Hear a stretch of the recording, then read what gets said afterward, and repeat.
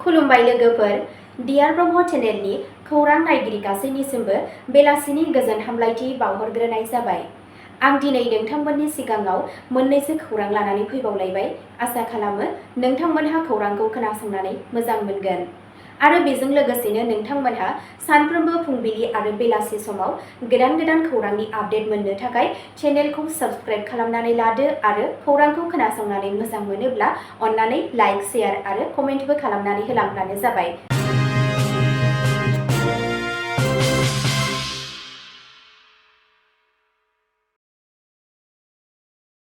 दिनैनि गाहाय रादाबफोराव दङ आसाम रायजो बेंगिरि आरो गिबि मन्थ्रिया कालि फुजा आरो दिवालीनि थाखाय हामलायथि बावहरो। एनटिपिसि आरो एससिसिएफआ केन्सार डायग्नोसिस आरो प्रिभेन्सननि थाखाय मेम'रेन्डाम अफ एग्रिमेन्टआव सागान होदों। आसामनि सासे बिगियानगिरिया भारतनि गिबिसिन आदित्य L1 मिशननि थाखाय इसर'नि बिजिरसं मावथांखिखौ दैदेनगोन। 3.2 मेगनिट्युड गोहोनि बांग्रिं मावग्लुंदों नलबारियाव।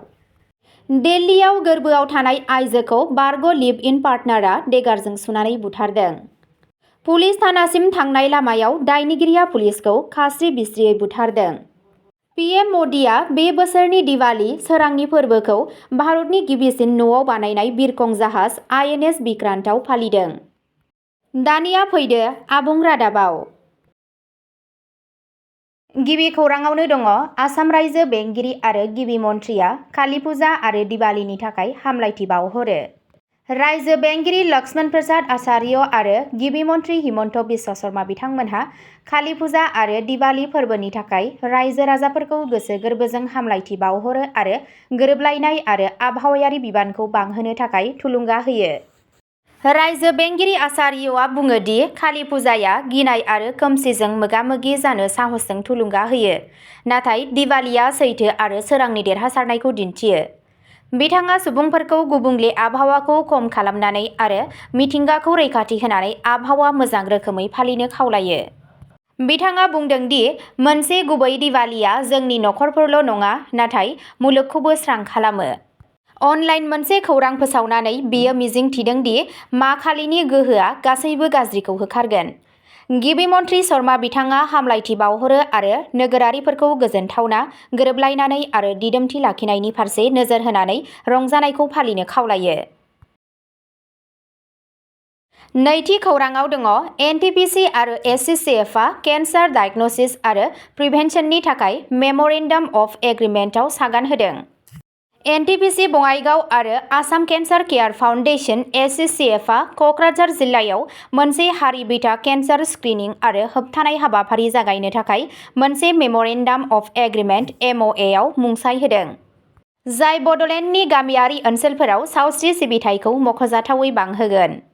33 लाख रांनि बे मावथांखिनि थांखिया मोनब्रै ब्लक गुदि सावस्रि मिरु आरो फ्राय 80 सावस्रि आरो वेलनेस मिरुफोरनि गेजेरजों 87,000सो सुबुंफोरखौ सिबिथाय होनाय, जेराव खुगा, स्टन आरो गोर्बोनि केन्सारखौ थाबैनो सिनायनाय, सांग्रांथि हाबाफारि आरो न'आव थानाय पेलिएटिभ जोथोन लानायनि सायाव नोजोर होनाय जादों।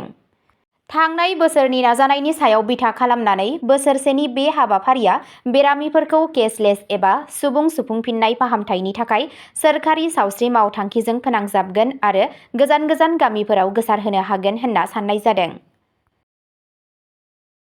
थामथि खौराङाव दङ आसामनि सासे बिगियानगिरिया भारतनि गिबिसिन आदित्य L1 मिशननि थाखाय इसर'नि बिजिरसं मावथांखिखौ दैदेनगोन।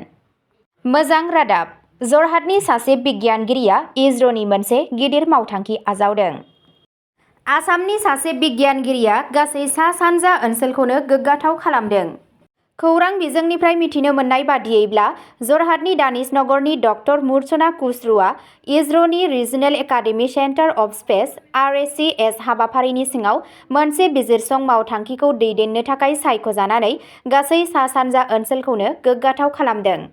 बियो दा multi spacecraft investigation of solar wind dynamics through solitary wave analysis insights from Aditya L1 mission मुंनि प्रजेक्टनि गाहाय नायबिजिरगिरि महरै खामानि मावगासिनो दं। बे मावथांखिया मिशननि ASPEX आरो MAG आगजुफोरनि डाटाखौ फरायसंगोन, जाय सानखरां बारनि दावराव-दावसि आरो अख्रांमा बोथोरनि सायाव नोजोर होगोन। बेयो आदित्य एल1 डाटाखौ बाहायनाय सा सानजानिफ्राय गिबिसिन मावथांखि जागोन।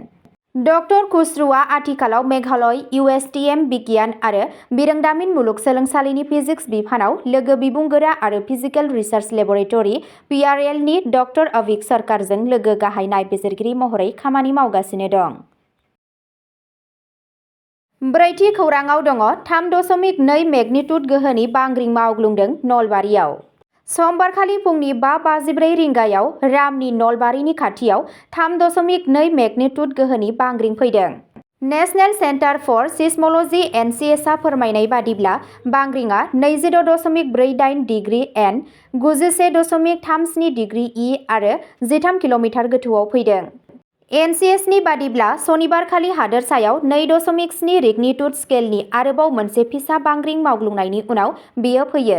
दासिमबो जेबो खहा एबा जखम जानायनि खौरां मोननाय जायाखै। बाथि खौराङाव दङ दिल्लीयाव गोर्बोआव थानाय आइजोखौ बारग' लिभ इन पार्टनारआ देगारजों सुनानै बुथारदों।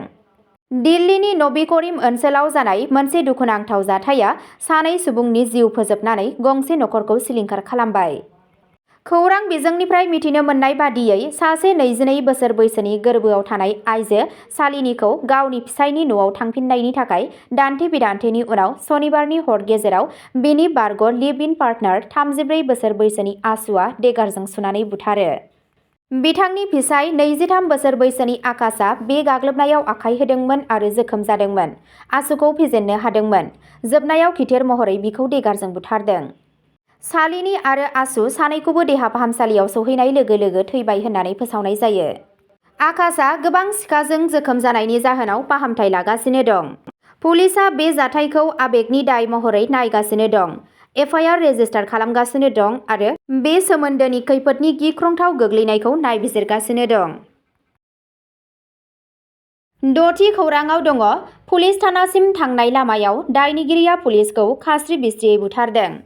निजामाबादनिफ्राय जानाय मोनसे सोमोनांथाव जाथायाव शुक्रबारनि मोनायाव तेलेंगानानि निजामाबाद पुलिस कमिशनारेटनि सिसिएस इउनिटनि कनस्टेबल 42 बोसोर बैसोनि इ प्रमदखौ सासे सन्देहगोनां सुबुंखौ स्टेशनसिम लांनाय समाव खास्रि-बिस्रियै सुयो। दायनिगिरिया गावनि आथिंआव दोनखोमानाय सिखाखौ दिहुननानै प्रमदखौ गाग्लोबनानै बिखायाव गाज्रियै सुयो। बाइकनि उन उन थानाय सासे साब इन्सपेक्टराबो आखाइ होनो नाजानायाव आखाइयाव जोखोम जायो। बेनि फिननायाव हादोरसा पुलिसआ मोन 8 स्पेशेल हानजा दादों, 50,000 रांनि बान्था फोसावदों आरो रियाजखौ हमनो थाखाय नागिरनायखौ जागायगासिनो होनना फोरमायनायखौ मिथिनो मोननाय जादों। द'थि खौराङाव दङ पीएम मदिआ बे बोसोरनि दिवाली सोरांनि फोरबोखौ भारतनि गिबिसिन न'आव बानायनाय बिरखं जाहाज आईएनएस विक्रांतआव फालिदों। बिथाङा कर्नाटकनि गवा आरो कारवारनि लैथो रुगुंआव गोबां नेभिनि जवानफोरजों रंजानाय लादों। गावनि बोसोरारि दोरोंखौ फोथांना लाखिनानै पीएम मदिआ बे मोनदांथिखौ गोसोखांथावना होननानै बुंनायजों लोगोसे सिबियारि सोद्रोमाफोरजों रायज्लायो। बिथाङा मोनसे समायना मोनदांथि फोरमायदों दि लैथोआव साननि रिफिनायखौ रौनिया हानजाफोरा जोंनाय दिवाली सोरां बायदि नुयो। बिथाङा आईएनएस विक्रांतखौ गोदान भारतनि बावसोमनाय गोहो आरो रोंगौथिनि थान्दैथि महरै गोसो होनानै बुङो। गाहाय मन्थ्रिया 1999 मायथाइयाव जम्मु काश्मीराव उदखारिफोरनि गाग्लोबनायनि उनाव भारतारि रौनियाफोरा जागायजेननाय अपारेशन सिन्दुरखौबो सुंद'यै मख'यो। बे जर'खा फालिथायाव जोंनि रैखाथि हान्जानो गोसो गोरबोजों आरो गोसो बोनो हानाय मान बावदों। विक्रांत जाहाजाव गाखोनाय फोरबोआ भारतारि नेभिनि रादायखौ लानानै हादोरनि बाख्नायनायखौ दिन्थियो। अब्ला दिनैनि खौरां फरायथिनाया एसेनोसै। गोजोन्थों।